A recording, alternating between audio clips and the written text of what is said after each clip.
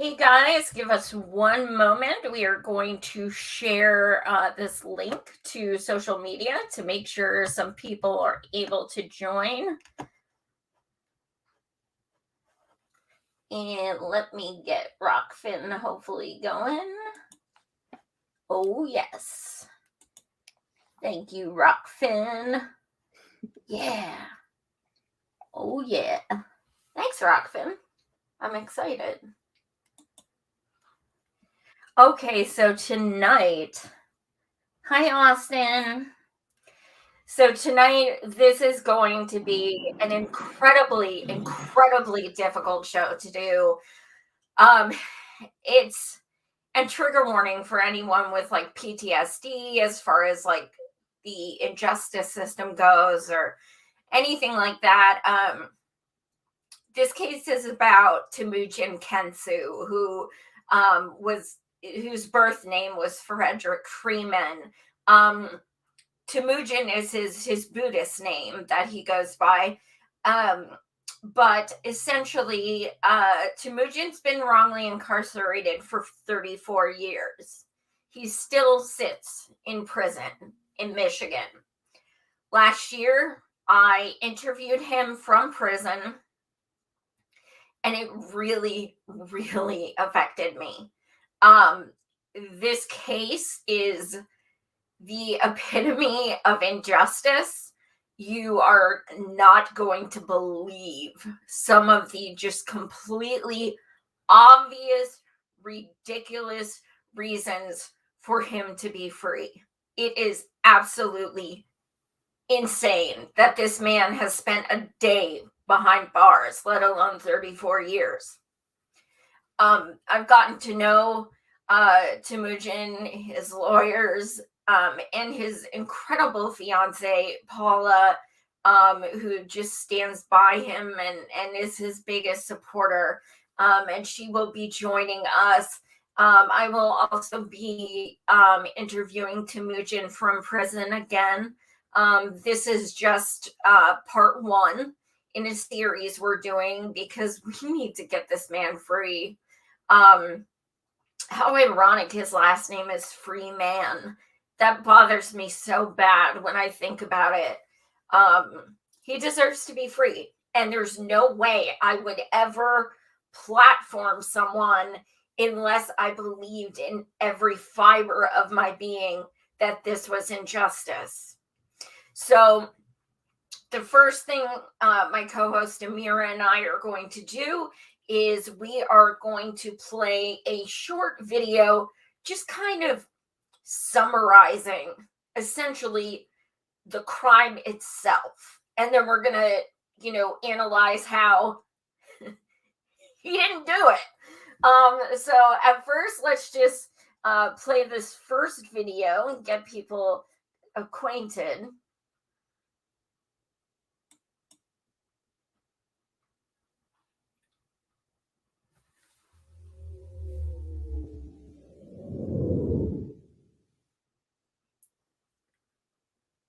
Well, back in town, an accused assassin is sitting behind bars in Michigan right now, linked to a murder he says he couldn't have committed. The press labeled Frederick Freeman the Ninja Killer. As Channel 7's Bill Proctor reports, the Ninja wants a rematch in court. The more alibi witnesses that came forward, the harder they were on me. But when it came time for the polygraph and they wouldn't give it to me, that was when I began to say to myself, this is it, they're going to set me up. I took the martial arts training and made it some kind of a ninja thing. That I had deadly, lethal killing skills, that I could do amazing feats with my body. I mean, it just went on and on and on. From inside the walls of the state's Macomb Regional Correctional Facility, Frederick Freeman pleads his case for a new trial. He was convicted in 1986 of the ambush murder of Scott Macklem, the son of Croswell's mayor. It was a bold, broad daylight killing on the campus of St. Clair Community College. I'm confident that we have the right person in jail. But Fred Freeman insists that he was in Escanaba when Macklem was killed. Among a laundry list of reasons he wants a new trial, Freeman says the jury ignored a half dozen people, credible witnesses who testified that he was 400 miles away from the crime scene when the murder was committed. So this is like literally the tip of the iceberg of evidence that should have set him free. This is Amira's first time hearing about this case. So watching that first video, Amira, what was your response? What did you think when you saw what's going on? So at first, because this was watching these videos was my first introduction into this case, and so I immediately was like, okay, I want to be skeptical. I want to be open to, what is the possibilities going on here. But then as he was speaking and talking about things like, the more that I brought witnesses forward, the more that they were kind of, pushing down on him. I was like, the whole point of having an alibi and having witnesses that can corroborate that alibi is that it's showing that you were not in this place and couldn't have been in this place in order, to do this certain act. And so that was kind of the light bulb for me. I was like, this is really odd. And I've seen this in other cases too, where people have been wrongfully convicted, where it seems like there's such a concerted effort by the police and by the detectives that are investigating the case. They don't want to look at anything outside of, that one person. And so, sadly, as I looked at more and more information pertaining to this case, I was like, yeah, I can see why he felt like he was being, like the scapegoat for this. He was an easy target because of his history and, just being a kind of rough and tumble young man at the time. And I think that it's what made it easy, I think, for such a miscarriage of justice to occur, but it also doesn't make it any better because there are so many elements that show that he was not the perpetrator, that he did not commit this act, and that the police and the detectives and the judge and the prosecution were just so like, no, this is the guy, and we're just going to keep plowing forward. It broke my heart watching him speak and then reading into this case. It's very horrible. I don't like it. As interested in true crime as me, you, and Felice are, I can't say I've ever seen someone with a folder this thick of reasons they should get a new trial if they are guilty.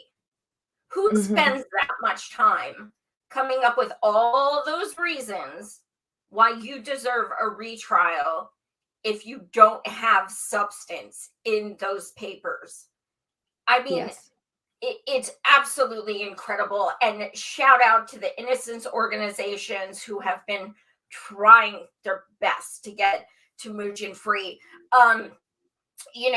We find that Temujin was the only person ever even considered. And, the first time I heard this story, I couldn't help but think of the West Memphis 3. And not because the crime is comparable or anything like that, but they were later freed and came to, and it was because they were judged because of the way they looked. That's why they were arrested. They had long hair and, these scary kids because they're like rock and roll and, and then they were set free because they were found innocent. And it's like, it is these preconceived notions that cloud this injustice system that's like guilty until proven innocent. It goes the other way. They had nothing on Temujin, nothing. 400 miles away. And they said half a dozen witnesses. It actually grew to much more than that. And you guys are going to see, these theories they come up with of how it's just mind-blowing. So that is definitely the tip of the iceberg. Very much. They so-called knew he was guilty before he even opened his mouth. They were like, yep, it's him. End of story. And that was it. He never got that fair part of being able to say this didn't happen. Yeah. From the get. It definitely seems like rather than digging into the evidence that was found at the scene of the crime from the shotgun shell that had a fingerprint that did not match his, the fact that he didn't own any similar weapon that was used at the scene. And as we were talking about this over the last, couple of weeks and looking into it this week and stuff, and the whole thing of like the ninja killer, the way that they were labeling him from the get-go, we know these labels are crucial. They play a very key role in the perception of the defendant when they're in the courtroom and in front of the jury and things like that. And the fact that they tried to show him as, he's this like vicious ninja killer, but then the victim was ultimately shot with a shotgun. I'm like, well, wouldn't he have used his ninja skills like that? Right. So, it's like, it's silly, but at the same time, it's like, if you're going to try to label someone as one thing and use that to validate that they have a propensity for violence or whatever it is that you're trying to use this evidence for, it didn't match up to the use of the shotgun and finding that at the scene. And as we go forward, there's a lot of evidence here that doesn't match up and it doesn't make sense. And it definitely seems like it was an attempt at a cover up to, kind of protect the victim from any type of wrongdoing and acknowledging that, that they weren't a saint. He was a mayor's son, and it seemed like there was a lot of political stuff going on and police officer department things going on. And this is over 30 years ago. And we know how politicians and the police love to work together because that is how the system works. And unfortunately, Temujin has been a victim of that horrendous system that pretends to be a justice system when it's truly not. Absolutely. I mean, even, these videos you're seeing, they're not putting ninja killer in quotes. Yeah. They're inadvertently adding to that, even Mhm. though they're trying to expose the injustice of what Temujin's going through. They're still saying the ninja killer without quotes. Like it's still feeding into that. Mhm. And it seems like every freaking thing you listen to that's not like independent media is they play like Chuck Norris scenes and like talk about Chuck Norris memes and stuff. Like, who gives a shit? What does that have to Yeah. do with anything? Yeah. It's mind-blowing. Like, you can't like martial arts, apparently, but you are absolutely right. It's a gunshot. When I think ninjas, I do not think guns. And No. this happened at 9 a.m., broad daylight, in the middle of a community college parking lot with Mhm. tons of people going to class. If somebody's ninja, that means they're stealthy. Like, to me, Yes. that means they're like creeping, Mhm. And I don't think they go out and like 9 a.m. Yeah, It's it's so more sad. evidence that these things don't match up and they don't make sense. And they're grasping at straws because they don't want to expose what really happened. And so they're trying to find the best, second person that they can pin this on. And what better than someone who's, a young kid that's, doesn't have the clearest record of them all, but isn't doing anything to show a propensity for this kind of level of violence. And I really feel for him, and I agree. I think he was a scapegoat, and I think they just wanted to dig their heels in and pin this on him, and fail to do their job. And that's kind of the thing that is the big takeaway for me, at least. Of I'm just so sick and tired of how many cases we have to see like this, where police failures have led to innocent people being behind bars, or women that have come forward and reported domestic violence or domestic abuse, and then they don't do anything because that person's cozy with the police, and then ultimately that woman gets killed. It's just, I get so sad and sick and tired of hearing these kinds of stories, because we're supposed to believe in these institutions, and it's just really hard to do so when you see such an injustice like this. Absolutely. You guys are going to find out even more damning information on the police system and more proof of how Temujin is innocent. This is the epitome of a case where they chose their culprit and they tried to put so-called evidence to make it him, not investigate, pull evidence, and then see if it matches. They literally had him in mind and tried to bring things into, to go against him. It went opposite. So to me, that means he was framed. I mean, it's that simple. They wanted him and they made it happen. So do you want to play the second clip? This gives a little more info. It's chronological. And again, I will be interviewing Temujin from prison again. So we will also be hearing from him. But I wanted to do the breakdown first, so you guys can kind of get to learn the facts and everything, and then also hear it from him. So we'll go to this a second clip here.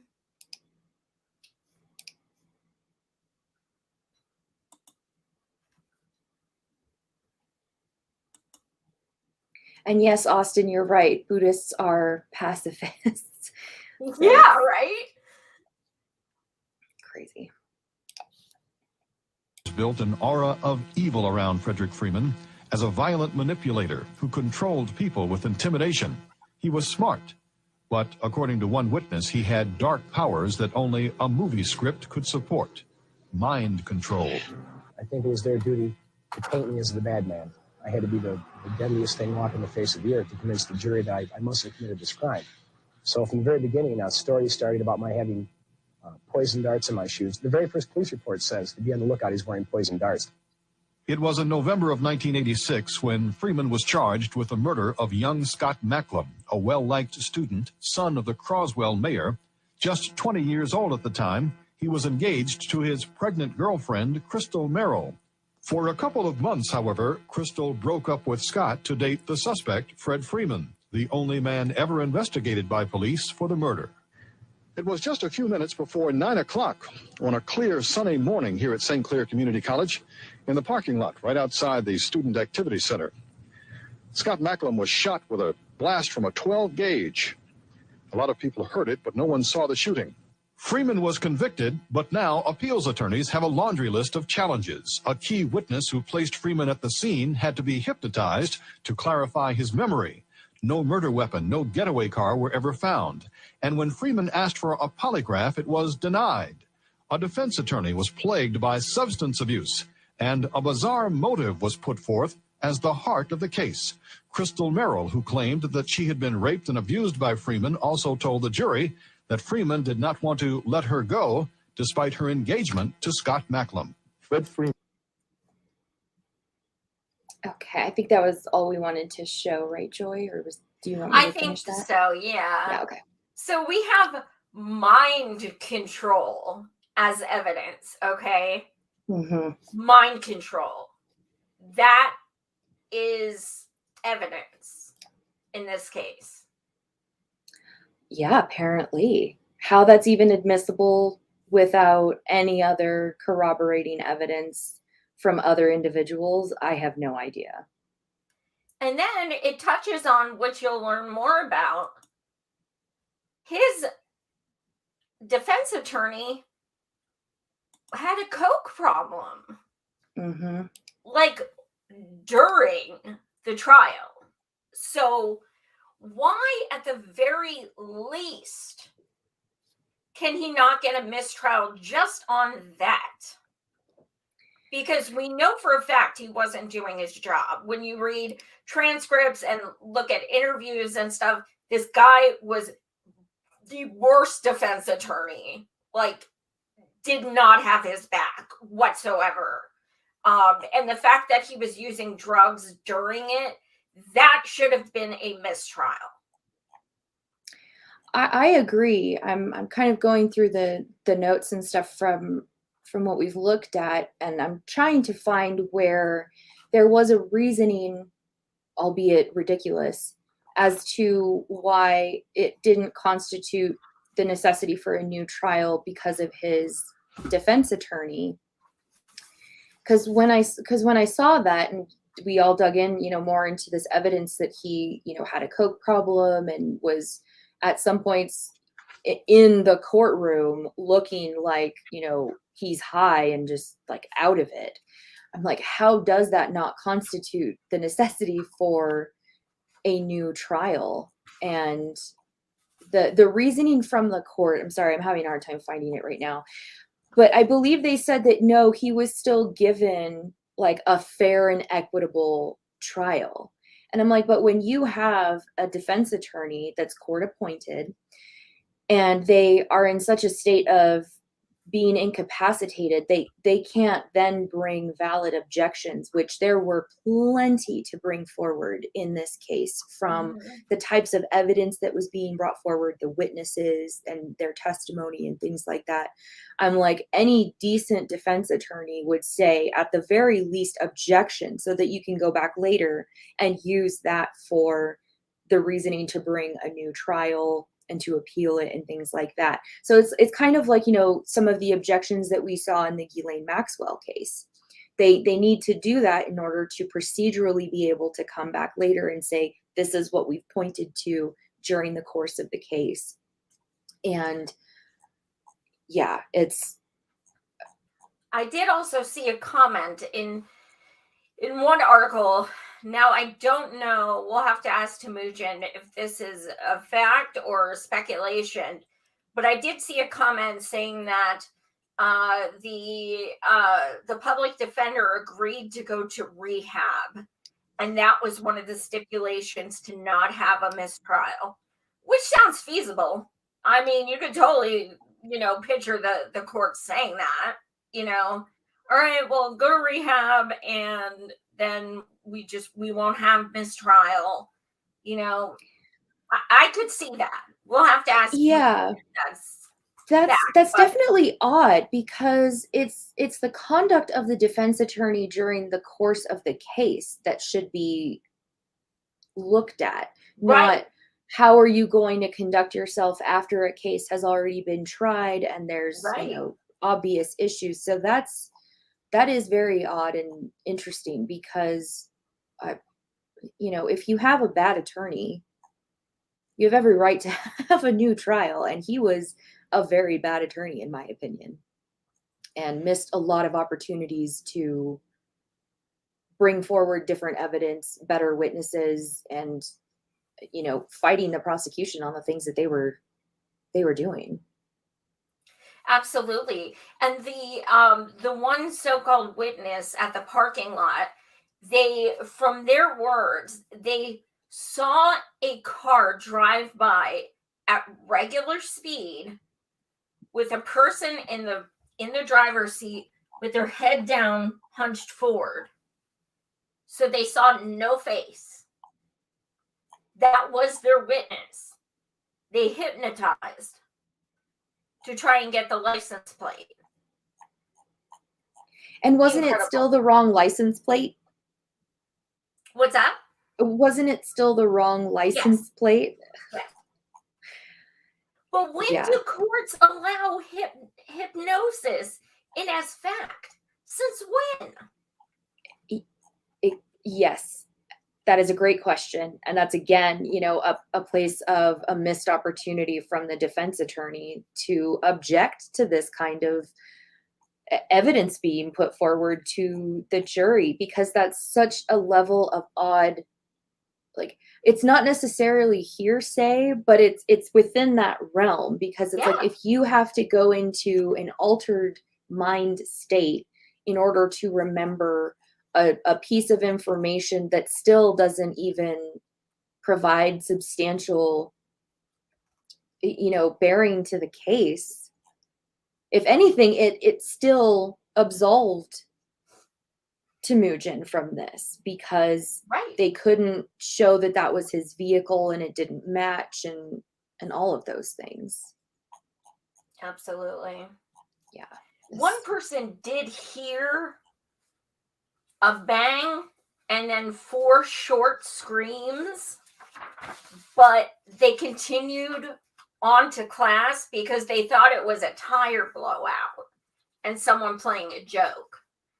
But those were the only 2 so-called witnesses to this. So nothing points to Temujin. Nothing. Was he seen there? No. Was anything of his found there? No. Mm-hmm. Was he heard there? No. That right there, why is he even being considered a suspect? Yes. No reason. And the fact that he had an alibi and other individuals that were more than happy to give their testimony of, he was here and we saw him, and he was, I think they said it was between an 8 and 9 hour drive away. Right. Because it was over 490 miles. Yep. That there's so much to show that he is not the perpetrator of this act. And let me also say, before I forget, any of you outraged with any of the stuff we're saying, feel free to give Gretchen Whitmer a call, because this case is sitting on her desk. So feel free to reach out to her. She has the power to help Temujin, and she's not. So we, the people, need to keep demanding that this man gets at least some semblance of justice. At the very, very, very least, a new trial. Very yes. least. Yes. Do you want to play the next clip? Yes, let me get that up.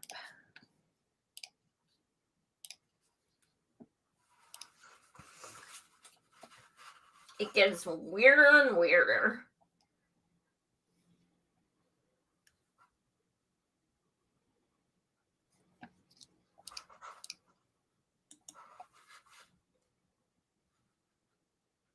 Yes, Austin, this case is wild.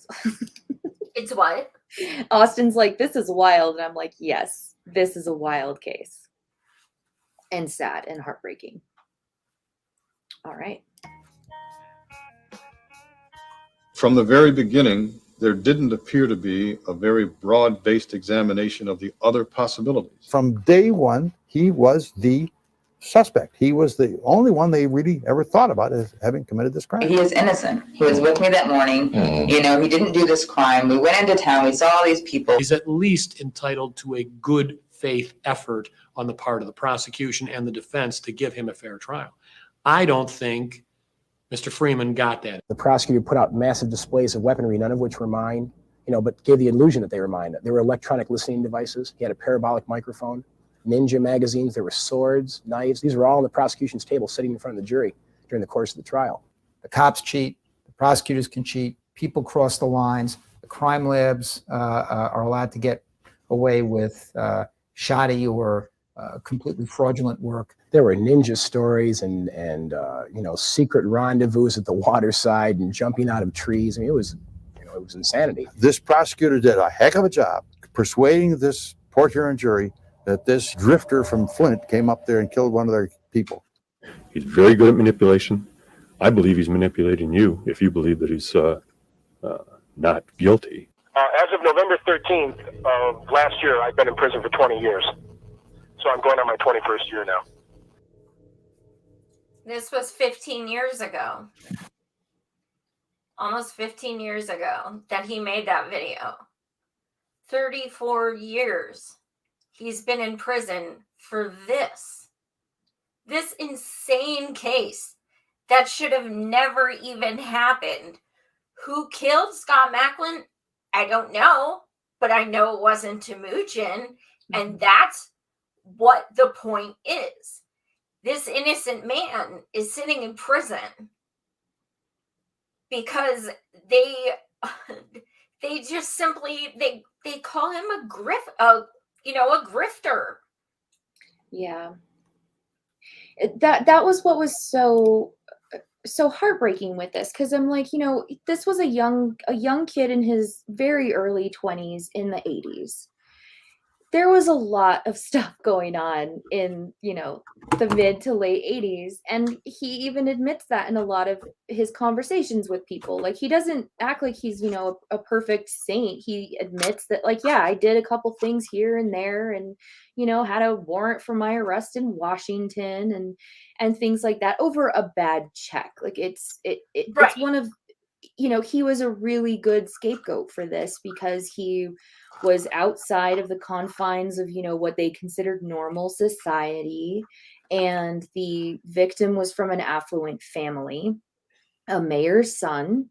And I think as I looked more into the victim's fiance or girlfriend, who was pregnant at the time, and the way that her relationship had been with Temujin, several months before, it felt almost like a scorned woman wanting to get back at a guy that didn't like her anymore, that wanted to distance himself because she was giving these signs of being a little unhinged. And I think he was kind of like, I need to get away from this woman. And he made a concerted effort to do so. And it seems like it was just a perfect storm of, we can easily manipulate this woman to give this kind of testimony that will put him under, and then corroborate that with bullshit testimony from a serial felon in jail. It's just, there's so much of a miscarriage of justice here. And to think that the prosecution was able to bring forward all of these weapons to try to show him as being this violent ninja, when none of those were physically his. Like, he had no ownership of those weapons. I cannot believe how that was able to go forward. And it looks like, it's because he had this very ineffective court-appointed defense attorney that is smoking coke, or doing, I don't even know how that works. And, getting high in the courtroom and not doing his job. And that the fact, I actually just finally found some of the information regarding the court refusing to believe what Frederick Freeman, now Temujin, in his affidavit. And they said that they were relying on the word of his attorney, who had been disbarred for cocaine abuse and stealing from clients. So it's like, you're going to listen to someone who's been disbarred from you guys. Like, you guys have approved this guy to no longer be an attorney, and you're going to take his word over this gentleman who is a victim of this system. I can't imagine how he's feeling. Disbarred, your people should get a new case. Exactly. I mean, just period. If you're disbarred, there's a reason for it. Yeah. That, to me, is like one of the, oh my God, why kind of points in this. But also those weapons, those ninja weapons that were not even Temujin's. Like, you're saying this dude is so, like, mind control and creepy and this ninja, and he likes things like this, but he went and shot someone with a gun in broad daylight. Does that sound like the same person? Like, those things do not compute. What's that? Those things do not compute. Like, no, and if I were on the jury, that would have been one of the things that I was like, okay, wait, this makes no sense. The guy, there was no knife, no throwing star, like nothing like this in this crime. This does not match up. He's either this crazy ninja or he's not. It doesn't go together. Yeah, and it definitely seems like they took the, you know, it looked like he was, you know, a bit of a ladies' man and having fun in his young 20s, because that's what a lot of guys do. And it's like they use that to display him as, oh, he has a harem of women. I'm like, what kind of terminology to use and labeling to put into a jury's minds and their perceptions of that? Because it's to, you know, I think they use that to say, oh, this is how he has mind control, but specifically over women. And it's just such bullshit. It's crazy because, like, it's like having girlfriends does not equate to murder. Like, No. in my 20s, I wasn't exactly good, okay? I wasn't a great girl. You know, I dated several guys at a time. That was, you know, it was the 80s, it was the 90s. You're young. Who gives a shit? That Yeah. means nothing as far as murder. Yeah, to use that to trauma. affect to use that kind of information and relationship dynamics to make you seem like you're a bad person. It's like, no, they're just sowing their wild oats like so many people do. And it doesn't mean that you have the character of a killer. It just means you're a player. Like, it's Well, I don't know, because the one picture they showed, all three girls were in the same damn picture, so I don't think they were fighting. I don't think so either. I Or think they it was probably friends anyway, but you know what I mean? Yeah. It's so bananas, just even like that has anything to do with anything. It is Exactly. just trying to paint this picture. It's so silly. But you know what? I will say, regardless if they were all girlfriends, he has the best one now. I Yeah. love you, Paula. I know you're watching, and I love you, and I will continue fighting for sure. So we can go to the next little clip and then discuss. My bad. What was that next clip? What's that? For the next clip, is it just continuing the video?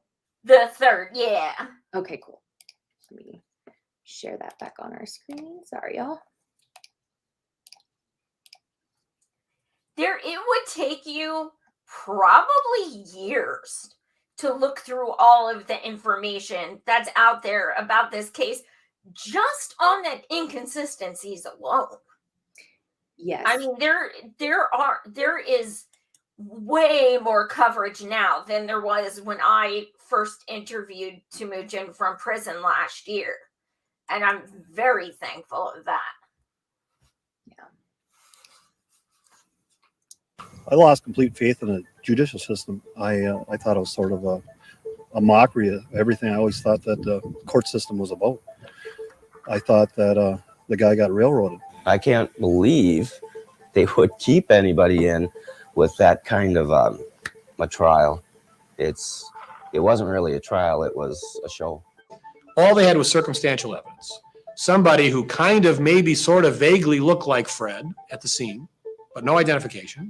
For the prosecution, their whole case really depended on basically two things. One was the so-called eyewitness, a young man who was standing in the parking lot at the community college talking to a friend.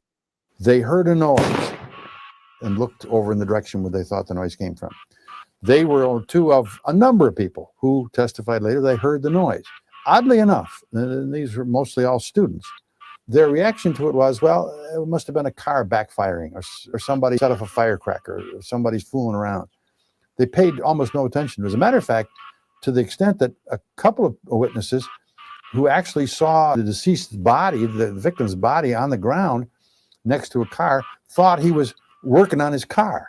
Shortly after the noise goes off, a car comes down that lane. The witness is positioned in such a way that he sees this car go by. Now, the car's not racing out, skidding out like somebody escaping. It's just a car going at a reasonable rate of speed in the parking lot, leaving the parking lot. Now, at this point, he doesn't know that the noise he heard is gunfire. He testifies that he sees the person in the vehicle, who's later described as having facial hair, a beard of some kind. A lot of these men are in prison where the DNA evidence said they didn't do it. They couldn't have done it. They were identified by the victims as the guy who did it. And as a trial judge, I always assumed when people were testifying that they were telling the truth as they saw it. Victims are now saying, I was wrong. I can't believe I was wrong, but I was wrong. What happened? What happens is that we're human. And, you know, if you show the same picture to 5 people and have them describe it to you individually, they'll give you 5 different descriptions. You have to take into consideration what it is that might have jogged their memory or caused them to have a clear memory of it. Within a couple of hours after having observed somebody leave the parking lot in a car, was subjected himself to hypnotism by a professor there at the community college, and claimed to be able to identify Fred Freeman as the person he saw driving from the parking lot. He comes up with a license plate number, which when they trace it, has nothing to do with the crime, has nothing to do with the defendant, has nothing to do with the type of a vehicle that he claims he saw that license plate on. Just the fact that he saw somebody leave the parking lot in this vehicle just was not clearly indicative that this person was in fact the person that had committed the murder. This is your eyewitness. This is really the whole thing that they have. I originally learned about the crime from a friend of mine. I went to a gentleman named Paul DeVar's house. Paul got a phone call from a person named Dash Deals, a local friend of ours. And Dash told me at that time the police were looking for me. He's going down to find out what it's all about. There's a phone log from the 9th on that shows me calling the Flint police constantly. Not only did he say they had no information about me being wanted for any crime, he said, we literally have nothing we need you to turn yourself in for. And I repeatedly offered to turn myself in at that time.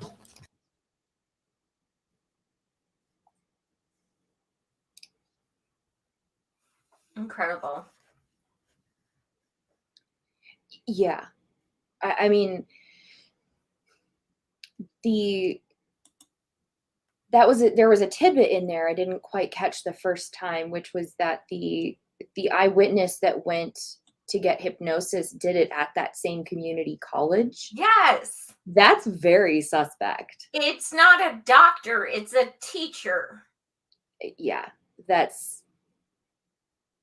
so much wrong there. And there's such a showing of this is not adequate evidence to pin on someone that they have committed this crime.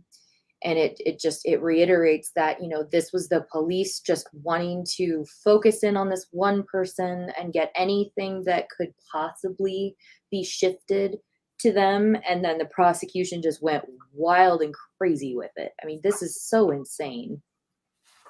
I think it's so ironic that they say Temujin has like mind control, because they have mind control over the jury.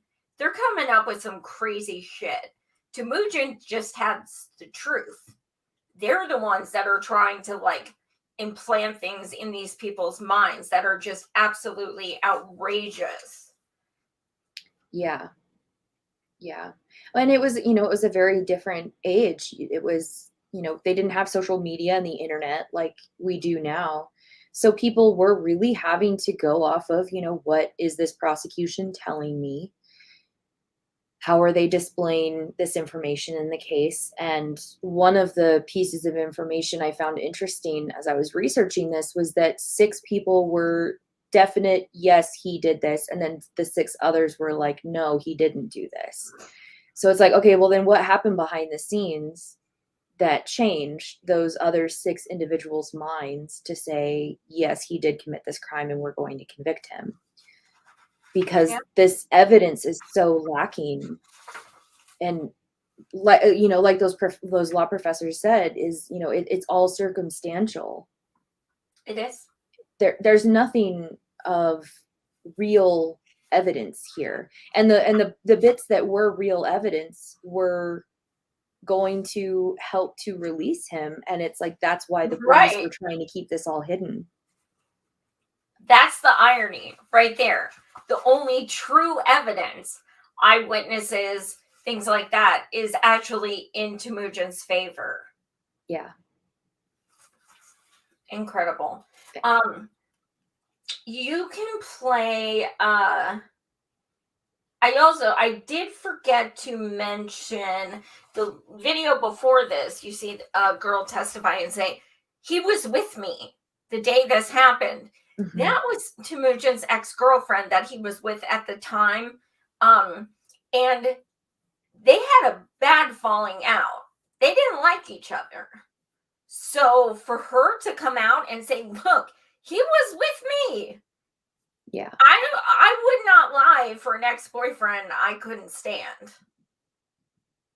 You know Yeah. what I mean? That to me, psychologically, means a lot of credence, honestly. Because if you don't like someone, but you're still going to come out on their behalf to tell the truth, I think that shows validity, honestly.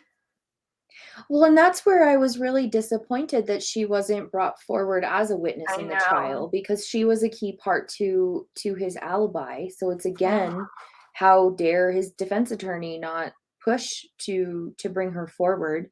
And then there was also the other aspect of, she was fearful, and it wasn't because of him, it was because of the police. And so, I don't like getting into that conspiratorial part of, police are badgering witnesses so that they don't come forward and things like that. But the unfortunate reality is that these are things that do happen.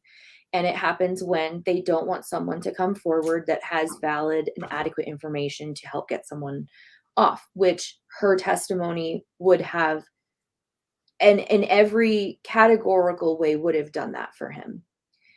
And Absolutely. it's such a shame that she wasn't, feeling safe and comfortable enough to come forward, that she admitted that, yes, I'm uncomfortable with the police. And I think that they used, her kids as a cudgel to say, you won't have your kid if you do this. And that is a horrible thing to do to a parent, to a mother, to another fellow human being, all because you want to continue to pin this on someone that doesn't deserve this treatment. Absolutely. And should be free. He should be free. No question in my mind. If you want to show the next video clip, it was, I want to say it was number 3 of that 5 piece. Oh, okay. Sorry, let me go to that one. Just kind of goes chronologically to those of you tuning in. Now, this is kind of just the basics so that you understand. So when I do interview Temujin from prison again, you guys can then hear it from him as well, but you'll have some background. Yeah. Okay. There we go. I think that is ready and up.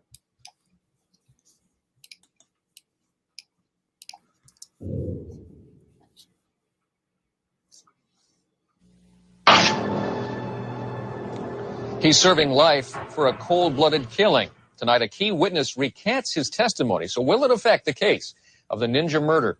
For the past 9 years, he has been serving time for a murder he claims he never committed. His appeals have been consistently denied, but that could change. That's because Action News has learned key testimony was never given. And one witness now admits he lied on the stand. Channel 7's Bill Proctor is here with more of his close-up look at the case of the ninja murder. Bill? Came to be called the ninja murder because of this man's prowess with the martial arts. But this killing was actually done with a shotgun.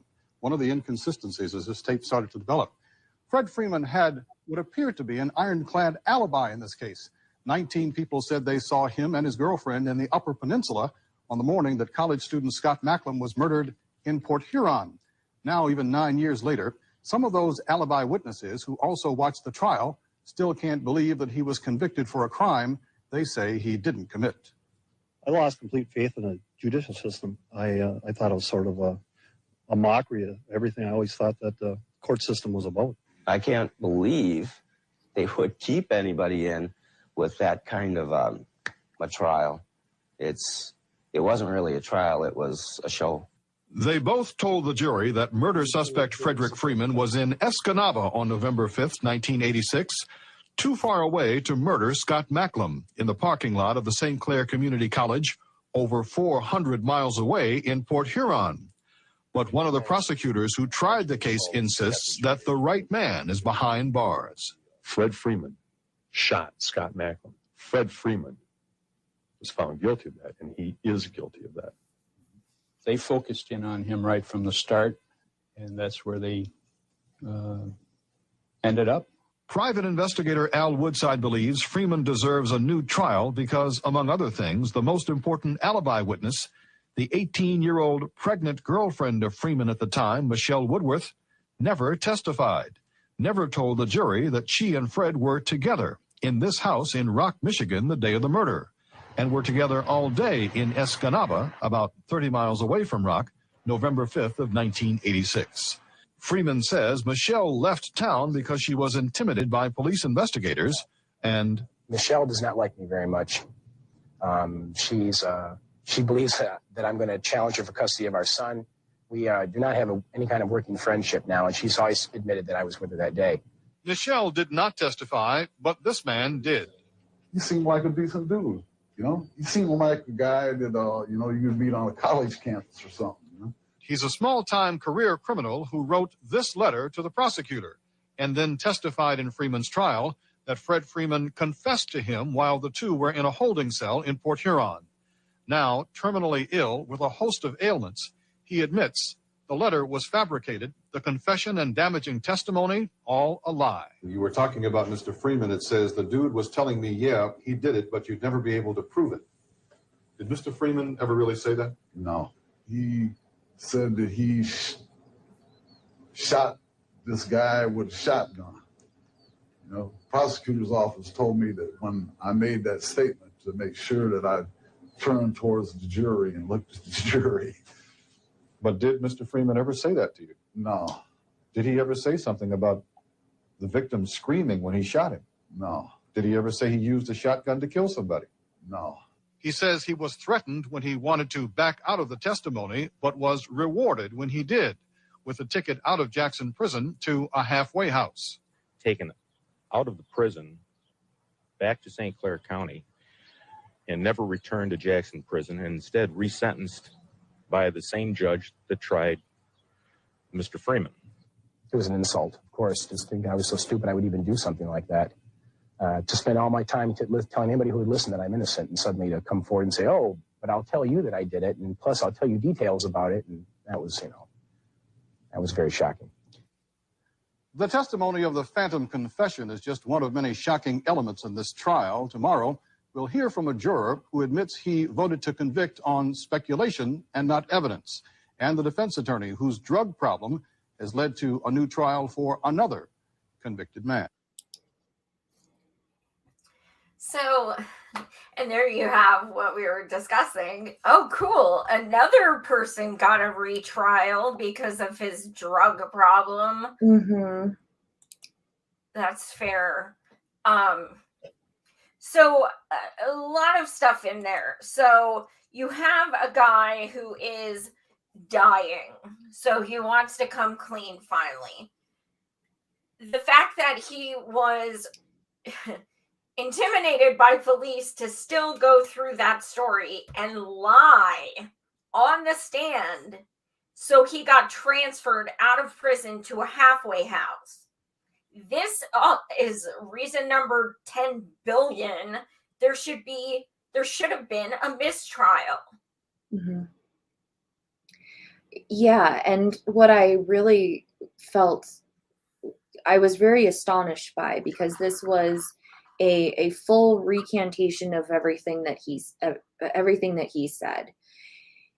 And the fact that when that happened, and it was also filmed, the court still found that it was the, quote, lack of a second signed affidavit meant that the evidence was not sufficient to require a new trial. I mean, that's like legal bureaucratic bullshit and semantics, because it's like he's on video admitting I falsified my testimony, and it was because I was going to get rewarded by the police and the judge, and was going to get this. I mean, that's showing that combination of I do this and then I'm rewarded with that. And I want people to realize, please keep in mind, The murder victim was the son of a politician. Yes. So let's just keep that in mind, because there are no crimes of a politician's family that are going to go unpunished. If they don't have someone, they will make someone. There is no way you are going to have an elected official's son get murdered and have it an unsolved case. It's not going to happen. You want to close that case, you want to find someone, you want to pin it on them, period. It's over. So-called bad guy is put away. That, I think, is one of the key factors of why they tried to close this so quickly and refuse to reopen it. Yeah, and it was also because there was a lot of people that knew that the victim in this case had a cocaine problem, that he was doing drugs and he was missing classes at the very same community college. And what we know about politicians is they like to hide the indiscretions of their family members because it can have a very bad look on them. And at this time, when this killing happened, it was during an election year. And so the mayor, I think, was, he's like, this is my son that was the victim of this. I don't want it to come out that he was doing drugs, buying drugs, and, probably like dealing with some pretty shady people in order to obtain those drugs.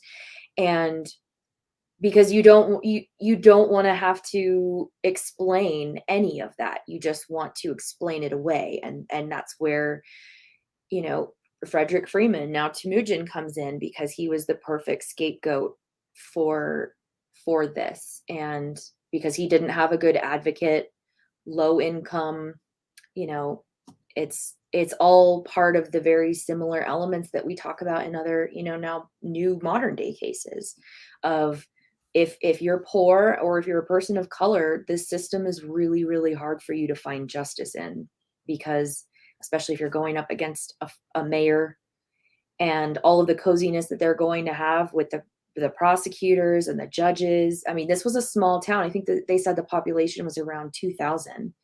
So, I mean, this is everyone knows everyone, and he's very much an outsider.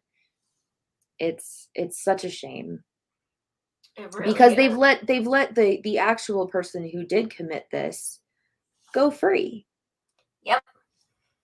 Probably because, like you said, it could very well have been someone involved with the drugs that Scott Macklin was dealing with. Mm-hmm. So you don't want ties to that. That, especially in an election year. You want to use the sympathy vote. Oh, this ninja killer killed my son. That is way better than one of my friend's drug buddies.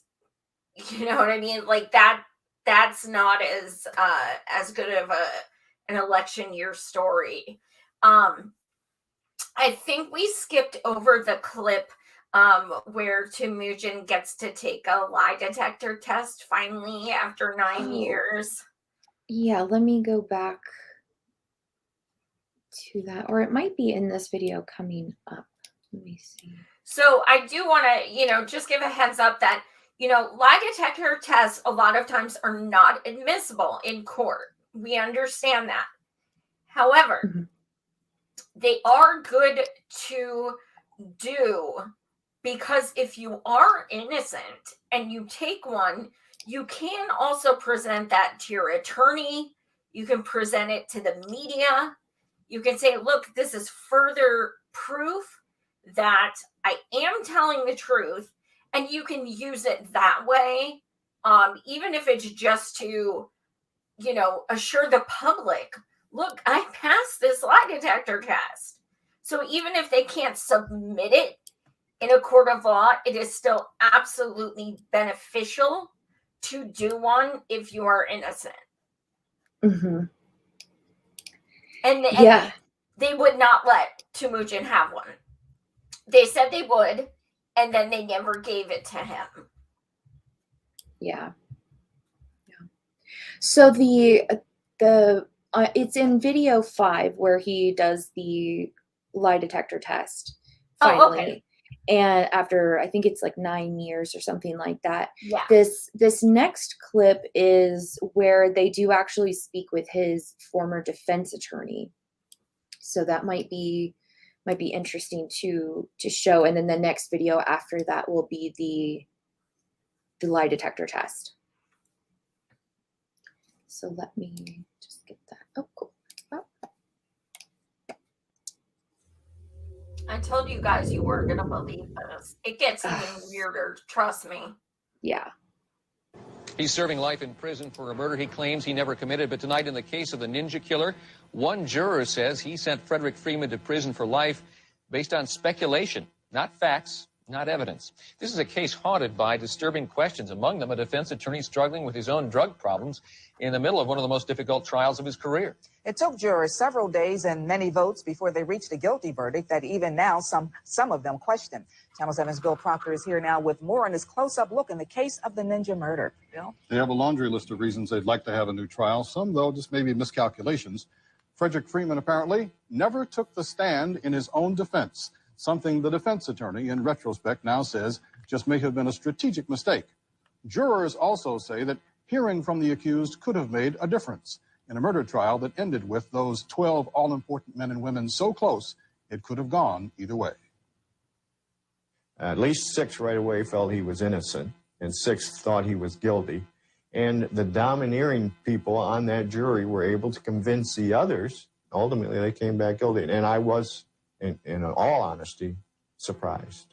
Defense attorney David Dean thought he had won acquittal for his client, Fred Freeman. The charge was murder after the very public shotgun slaying of Scott Macklem on the campus of St. Clair Community College in November of 1986.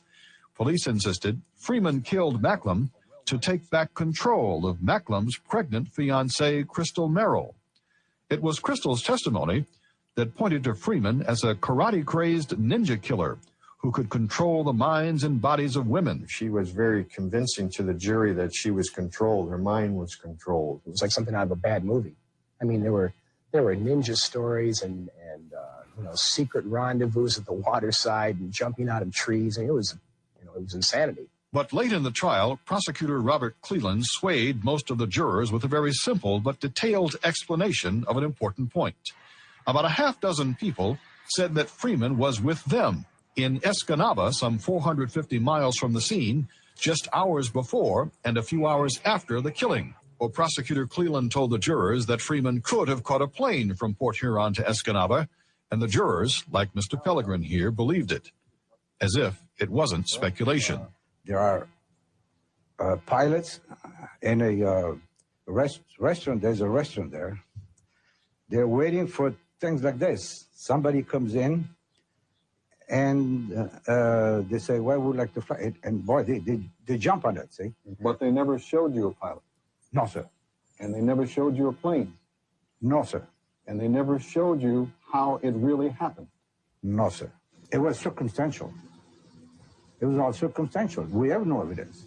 But prosecutors insist there was evidence, one important witness in particular. It was a young man studying to fulfill his dream to be a police officer, Rennie Gobian, who was the witness, who saw Fred Freeman, he said, drive away from the murder scene that day.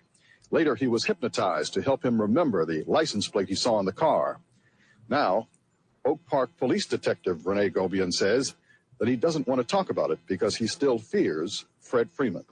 There's another concern for the appeal. During the trial, Attorney Dean appeared to be struggling with substance abuse. It's unfair because it had nothing to do with that trial.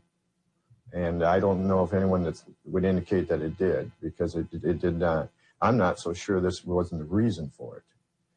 I mean, I had a breakdown after that. I mean, this trial really got to me. Dean now says he no longer believes in his client's innocence. I think he believed in me. I do think that. I think originally he did believe in me, but somewhere along the way, I think he turned.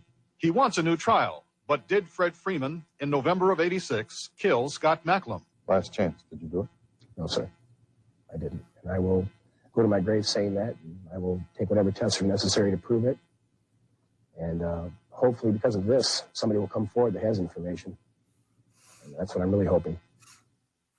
So if, as he says, Frederick Freeman didn't kill Scott Macklem in November of 1986, who did? Well, some clues may be found in the police reports, as witnesses told police at the murder scene that they saw a young woman dressed in a red sweater walk away from the victim just as Scott Macklem fell to the ground after being shot.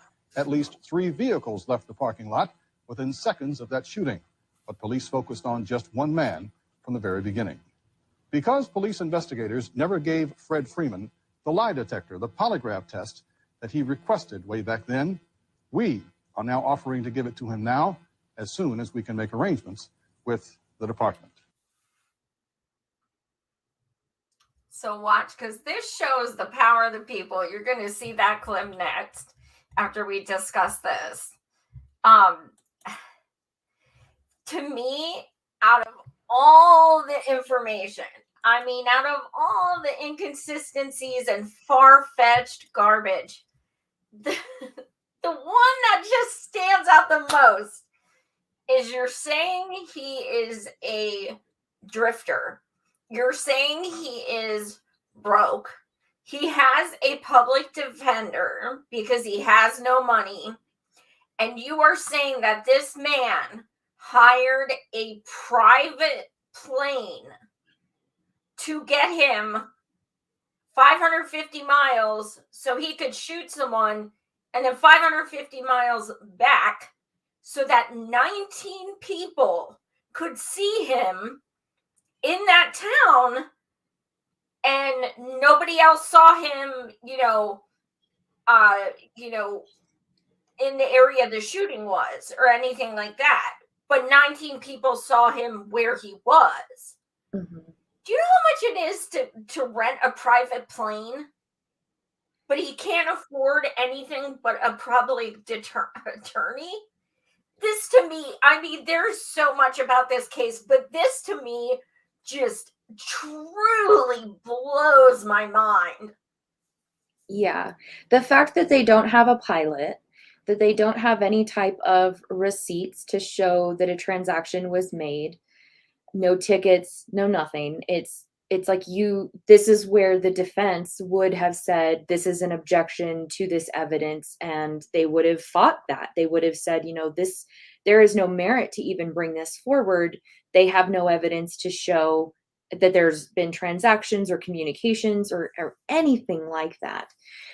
That's one of the big areas that I'm just like, this should have been, this is a mistrial, this is an acquittal, because there's nothing to substantiate that. The other part that I thought was really interesting is that the individual that went under the hypnosis and gave that testimony is someone that wanted to be a police officer. Bingo. And now they're a police officer, but they don't want to talk about this case because they're so afraid of Fred. And I'm like, no, you're afraid of being shown as being given probably a very cozy deal of, hey, you do this for us and then we can do this for you. Because we see that with the gentleman that was in jail, they called him like a serial criminal. That whole thing was basically kind of like a bribe. It's like, if you do this for us, then we'll do this for you.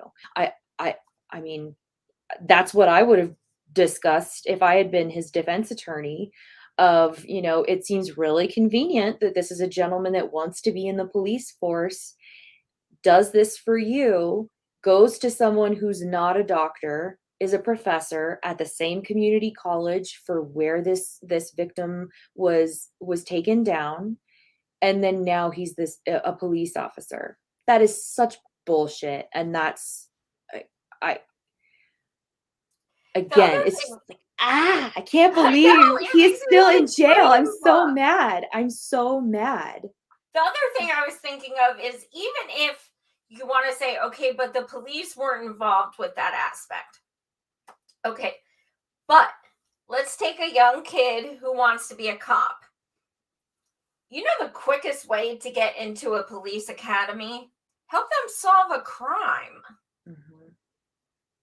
Like, him, even if the police didn't say, do this for us, him just saying, hey, I can help, and being involved in that case, that alone would get him into the police academy.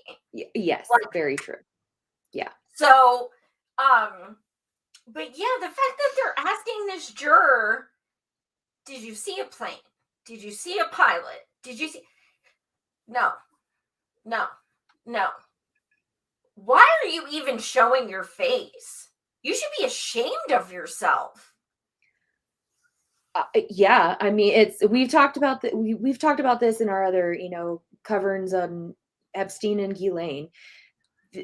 I don't know how people can sleep at night, like these jurors that saw this, that there's no substance to these claims and everything is circumstantial. He's admitting like this was circumstantial evidence. And the only reason why his public defender is like, now I changed my mind and I think he's guilty, is because he doesn't want a mistrial. He's been disbarred. He already looks horrible. He doesn't want to have another mistrial that happened on his watch. So of course now he's going to say he's guilty. Did any evidence change? No, more stuff came out in Temujin's defense. But now all of a sudden he believes he's guilty. 19 people. 19 individual people that even in the report say they're not directly linked with him. It's not like they're family members that are trying to protect someone. No, these are, just witnesses to him and his girlfriend being over 450 miles away. And that's why they had to come up with this crazy shit about a plane. Because you can't say that 19 people are lying.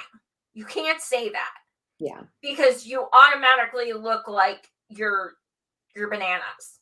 19 people are not going to be lying. So instead of that, you take the route of, well, I mean, with this whole ninja shit, I can't believe they didn't say he went by osmosis.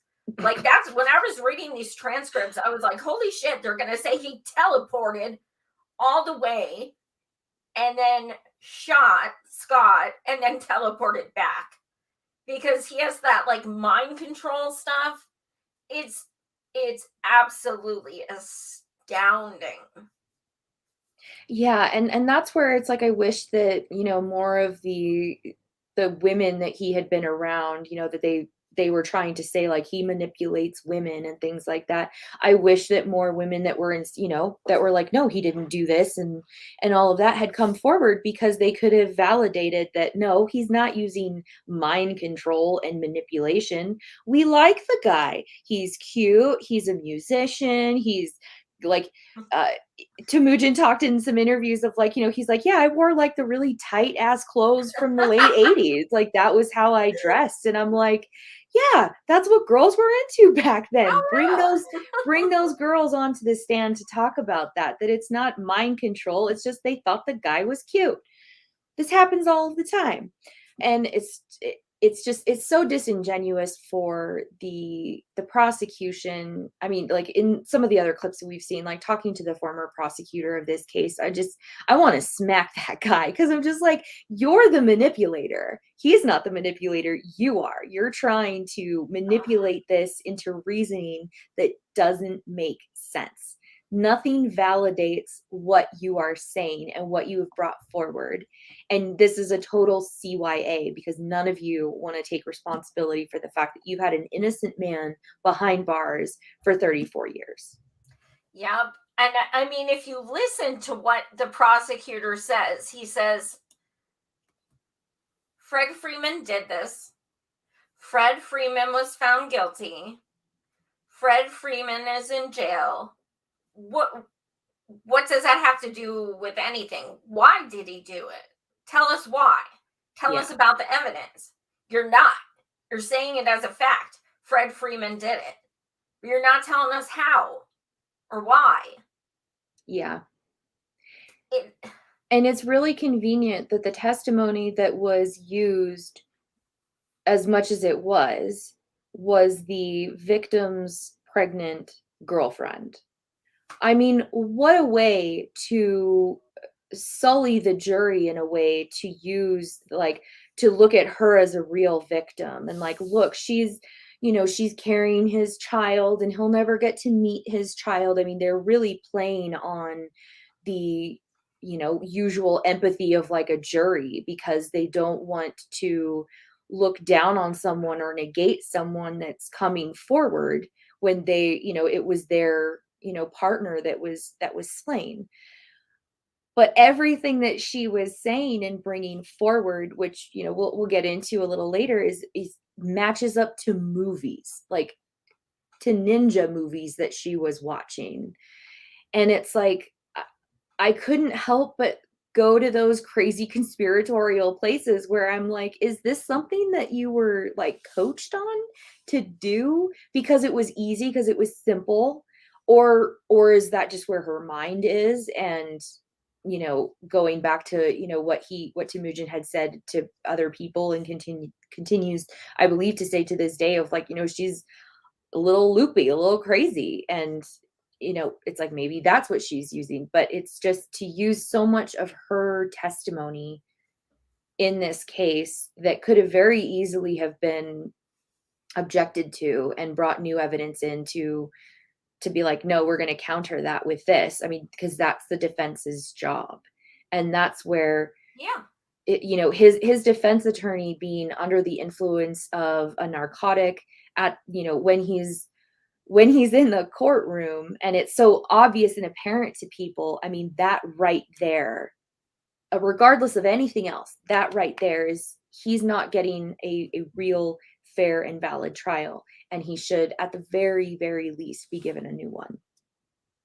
And I think one of the most important, things against her taking the stand was the fact that she shared nothing but opinions. Yeah. There was nothing factual whatsoever about this murder given by her. Nothing. It was a testimonial. That's all. It was, he's mean, and oh, my boyfriend's gone. And like, that is not, in any other case, they would say, stick to the facts. What are you, on the stand about? What are you testifying to about this case? She had nothing. It was just speculation. Speaking of speculation, I do want to say that I can't help but wonder who the girl in the red sweater who was seen by two people walking away from Scott when he was shot. Mm-hmm. Who was that girl in the red sweater? Yeah. Was it her? Who knows? And I'm not saying she's the one who killed him or anything like that, but Same. Yeah. if it was her, she knows a hell of a lot more than she's saying. Well, and I believe it was her that was the one that grew up on the farm. Correct? His girlfriend, the victim's girlfriend. No, that was his current girlfriend. Oh, gotcha. The one that testified was the ex. Okay. And was she the one that was like her and her sister? And weren't they the ones that were from like a local family farm? Because like when I was reading that, I'm like, well, if you're on a farm, you're likely going to have, a rifle, a shotgun, things like that. Again, I'm not saying anything that she did this or anything like that. It's just, it seems very convenient that they want to look away from all of the other evidence that could show other people involved in this. And just the sheer focus on Fred, on Temujin. It's that, you're showing us this was your guy from the very beginning, and you didn't want to do your job as investigators. The question is why? Why didn't you want to do your job? And it seems like because this was the mayor's son who had been involved in drugs, no one wanted to have that exposed during an election year. And so this is how we're going to go about covering it up. And we know that this has happened with presidents. We know that this has happened with other politicians, where things that even they themselves have done is pushed under the rug, and we don't find out about it until 30, 40 years later. This is something that's par for the course, unfortunately. And it's innocent people like Temujin that get, caught up in this mess. And it's been 34 years. I cannot believe it's been that long. And when I talk to him, I am blown away by him because, and I'm sure it has a lot to do with his Buddhism, but I can't say I wouldn't have given up. And he just keeps fighting. Yeah. And he's so kind, and he's such a great, sweet person. And it shows so much beauty in him that he just, every day, he's like, I'm not giving up. Mm-hmm. And I just don't know that I'd have that strength. Like, there would come a point when I would just be defeated. And I'm sure he has days like that. Yeah. But he remains, positive that one day, truth is going to come. And I pray it does. Oh, same. And one of the things that was really touching to learn is how much he's learned and become an advocate, and not just for himself, but like for his fellow, inmates, and talking about how, like, there's other innocent people in here just like him. Like, it's they're victims of this horrible system, and he's been successful in bringing up a couple of claims of mistreatment and not being given the kind of medical treatments and proper just physical treatment from the prison and stuff where he's at, and that was really touching too, because when you've been so wronged by a system that claims to be a justice system, you can go one of two ways. I think, you can go down a really dark path that is just like, okay, fuck it, I hate the world and I hate everyone and I've been so wronged and now I'm just gonna, like, hate everyone kind of thing. But he hasn't done that. Like you said, he's a kind-hearted person, and he's learned religion and kindness and advocating for himself and others, and that's a really beautiful thing. And I hope that he can get out of prison and be given that freedom to live the rest of his life in that calm, serene, just beautiful place that he wants to be in with his fiance. And I really do wish them both the best, because this is just so cruel. I think we have one more clip of the lie detector. Yes, we do. Let me get that up. And this is very important because he finally got it 9 years later. Mm-hmm. Because of a news station, a local news station. From Michigan's #1 news station, this is Channel 7 6 o'clock Action News with Detroit's first news team. It's all right. I've been saying it for so long, Emotions run high as a man convicted of murder gets the lie detector test he's waited 9 long years to take. Our top story, he claims he's serving time for a murder he did not commit, and now he's getting a second chance to prove his innocence. Good evening, everybody. I'm Guy Gordon. And I'm Denise Sador. Action News brought the case of the ninja killer to light in a special series. We showed you how it was an investigation filled with flaws, inconsistencies, and unanswered questions. Tonight, Frederick Freeman is put to the test when he takes a polygraph examination that he was denied during the murder investigation. And Channel 7's Bill Proctor is here to tell us the outcome. Quite unusual that it would ever be denied in any case. Sure, especially in a capital case. Of course, you remember this was called the ninja murder case because of the suspect's expertise in the martial arts. The crime, of course, was murder. It took place back in November of 1986. The victim, a nice young college student, killed in broad daylight on campus. The suspect claimed he was some 450 miles away at the time, but was never given a polygraph to further prove his innocence. Inside the prison walls today, we tested him. That was this morning. Just a few more minutes yet. Former Michigan State Police polygraph examiner Chester Romatowski conducted the test inside a conference room at the state's Macomb Regional Correctional Facility. Convicted killer Frederick Freeman responded to all questions. Most importantly, did he do it? In 1986, did you plan or arrange with anyone to kill Scott Macklin? No. The victim was 20-year-old Scott Macklin, the beloved son of Croswell's mayor. He was cut down by a shotgun blast at 9 o'clock in the morning of November 5th, 1986, on the campus of St. Clair Community College in Port Huron. Prosecutors said Freeman's motive was jealousy and control. A girl he had dated for 3 months, Crystal Merrill, was then pregnant with the victim Macklin's child, and the two were going to get married. The prosecutor's theory, Freeman wanted Macklin out of the way, and a jury convicted him. When the polygraph test was over this morning, the examiner told Freeman he had told the truth and passed the test. It's my opinion that you didn't shoot Macklin. Thank you. He'd waited 9 long years to hear that. It's all right. I've been saying it for so long, you know. Mr. Freeman did not shoot Mr. Macklin. I feel very confident about that. I don't believe he's involved in the shooting in any way. Did not conspire to kill, nor did he murder Freeman, was the conclusion. But it's been 9 years since the murder and trial. With so much time passed, could the outcome of this polygraph examination be different? Easier, maybe, to fool the machine? Romatowski says no. It would have come out the same way 8 years ago had we given him the test.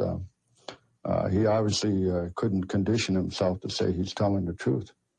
Fred Freeman says that the Port Huron police officers in charge of the investigation, Detective John Bounds and Detective Harry Hudson, first indicated that he would get a polygraph examination back in '86, but later the St. Clair County prosecutor denied Freeman's request. Freeman insists he would have passed the examination back then as he did today, but he's not sure if the police would have looked elsewhere for the killer.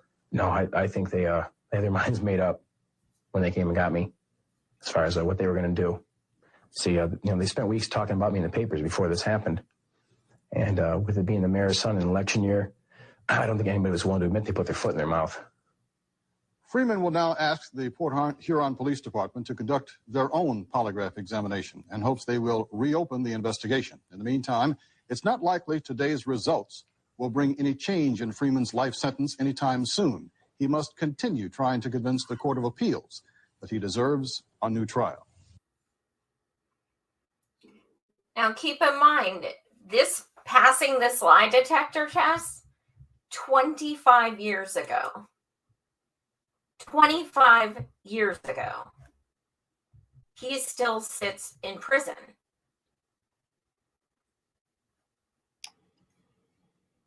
Yeah. And the fact that he requested to have a lie detector test taken at that time, so it was within like 1 year of his being convicted or brought forward, and that the prosecutor, denied that. It's like, yes, we know it's not going to be admissible in court, but it's like they didn't want one more thing in addition to 19 witnesses and an alibi and all of that. They didn't want one more thing to be evidential to he didn't do this, because as this polygraph showed 9 years later, he didn't do it. It's that they can call themselves a justice system pisses me off, because you can see like the look on his face when the gentleman conducting the polygraph says, I believe he didn't shoot him, and that look of like, thank you, like, you believe me. Like, it's because you can feel like you're being gaslit, and I'm sure he's had those moments of like, those weird mindfuck moments, like, maybe I did do this, I don't know. And it's like, because that's what this does when people are trying so hard to manipulate you. Like, that's what's going on here. It's not that he was the manipulator, it was the prosecution and these police that were the manipulators, and to be portraying him to the public and to the jury the way that they were. All of the evidence is there, is that he was a scapegoat. This was orchestrated. This was guilty until not proven innocent. And everything was done to show that he was guilty, even though nothing of substance shows that. It's just so, I'm like running out of words. It's unfathomable. I've been studying this case for over a year, and I still just can't wrap my head around it. I just can't. Yeah. Before we go, I want to, and keep in mind, please, this is episode 1. We are doing a 3-episode series of this. As I said, I'll be interviewing Temujin from prison again. We will be interviewing his wonderful fiance, Paula. We will be joined by one of his innocence lawyers. So this is going on a couple weeks. This is just the introduction of the case for many of you. So we wanted to kind of just give you some info. So as we dive deeper, you can really, you have that, the minimum at least that of this case. But I think the best way to leave this tonight would be going over the things that we need, basically creating a list of things, of reasons why he should get out, and at the very least get a new trial. So you have the airplane theory, where there's no proof. You have hypnosis being introduced. You have coke addict defense attorney. You have the witness story recanted. You have denied a lie detector test. You have 19 witnesses from 550 miles away. What else? Yeah, I'm actually pulling up that article that did a really good job of kind of detailing those out. Like you mentioned, you really got a lot of them. The other thing was that there's just no physical evidence to link Freeman to the crime. There was no gunshot residue on the clothing, and the shotgun used to kill Macklem was never found, nor was Freeman ever proven or reasonably suspected to have owned a shotgun. And also just pretty much, yeah, like you said, the fact that there was no pilot, no transactions, like no receipts for that. And that was such a weird theory that they used to counter what his alibi was, which was his girlfriend at the time saying, we were at home until about like 9 a.m. when this then happened. And then they drove up to where they ended up going. And also the police lineup procedure was very questionable, because there was a witness that said that they had seen a man driving from near the murder site, recognized 2 of the 6 people in the lineup as police officers. And then another woman who saw a man driving away could not identify Freeman as that man. And there was also another thing that I saw about how Freeman's photo had a different police department label on his photo. So it was very like obvious. It was different from the rest of the lineup. And it's like that gives a bad impression to someone that's looking at this, because it's like it's making your eye pop to that and focus in on that. Yeah, it's really, really crazy. And then and then there was the layout of the ninja tools, which weren't his. That I still am just so flabbergasted by, because they used that in addition to Crystal Merrill's testimony, and she was like, considered their star witness. And none of that was his. It's like, if you had found this on his person, which they didn't when they arrested him, they found no weapons on him. whatsoever. And they freaked out the officers that were going to arrest him. And they were like, just so worried. And they mentioned how he had poison darts in his shoes. And he apparently was like laughing. He's just like, who do you guys think that I am? And this was because Crystal was trying to say that he was part of the Yakuza, which is a Japanese like mafia equivalent gang. And the only place that that's located really in the United States is in Hawaii. It's not even in the mainland US.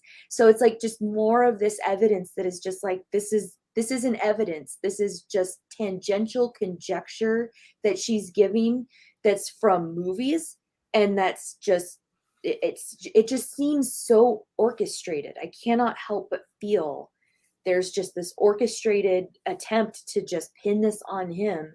And they were using every possible thing that they could. It's just so disheartening. And then, yeah, I mean, his attorney having a substance abuse problem while being his attorney, and other cases of his having to go to new trials because of this, really should have been that straw.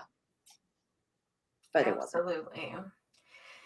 This whole thing is so exhausting. Y'all understand why we can't do just one episode on this? Seriously. And if you're interested to see my interview last year where I talked to Temujin in prison, you can find that. Just type Temujin Kensu Savage Joy, and it'll come up. It's on my YouTube channel.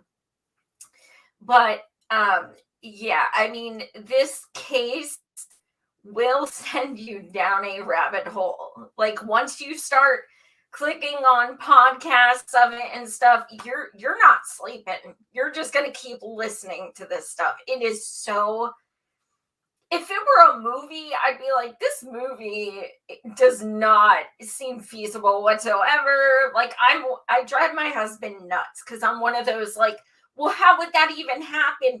And he's like, suspension of disbelief, stop ruining the movie. And because I'm so analytical, and I would watch this play out in the movie and be like, they never get away with that. What are you talking about? But they did. Yeah, and there's a lot of other cases similar to this. The one that came up in my mind, which really did introduce me to the whole idea of true crime and, you know, police using every method that they could to pin an innocent person for a crime that they didn't commit, was Ruben Carter. And that was depicted in the film The Hurricane with Denzel Washington. Oh. And that was a real case where this was a man. He was I believe he was like a wrestler, like a fighter. And they used that to show, oh, he has a propensity for violence and things like that. And there were witnesses that they used to say, oh, this was him and this was his car. And none of that evidence was actually accurate. And they found out like over 30 years later, just like Temujin, that, you know, yes, he was a boxer. Thank you, Jilly Love. I was gonna say, I thought it was a boxer, but that's okay. Yeah. I don't know a lot of that kind of stuff. It wasn't my area. But it was one of those, okay, they were in a ring. Exactly. But it was one of those things where like he was a black man, and there, you know, everyone that was talking about him and saying that he was there was white. So it was different from this case because it had a very big racial component. But just the miscarriage of justice is so similar. The lacking of evidence, and then the using evidence to say it's this way when it's really not. I feel so much for Temujin, for his fiance, and then for everyone that's come forward, all the volunteers that have worked on this case, and especially for you, Joy. Like, thank you for bringing this to my attention, because I had no idea about this, and I'm going to continue to stand up for Temujin and fight this, because this is such a horrible injustice that has been put on him for 34 years. I can't get over how long it has been for him. Absolutely. Thank you all so much for tuning in. As I said, you know, the next 2 weeks we'll be doing additional shows on Temujin's case. We will have one of his innocence lawyers,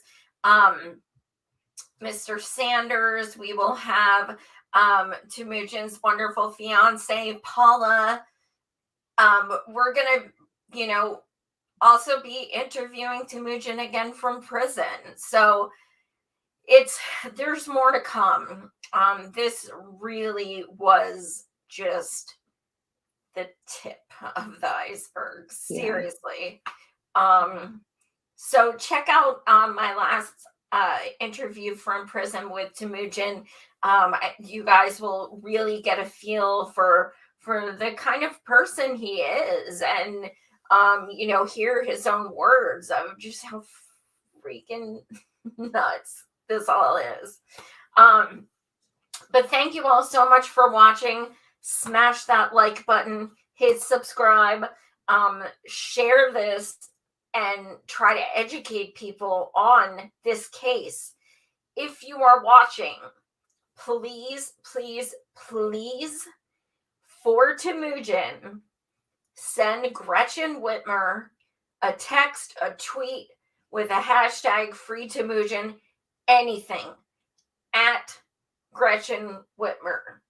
She is his district. That's who has power over this case. She needs to be held accountable. She needs to feel nervous about re-election if she doesn't help Temujin. Please at her directly. I'm going to be calling her again on Monday. Of course, I always have to leave messages, but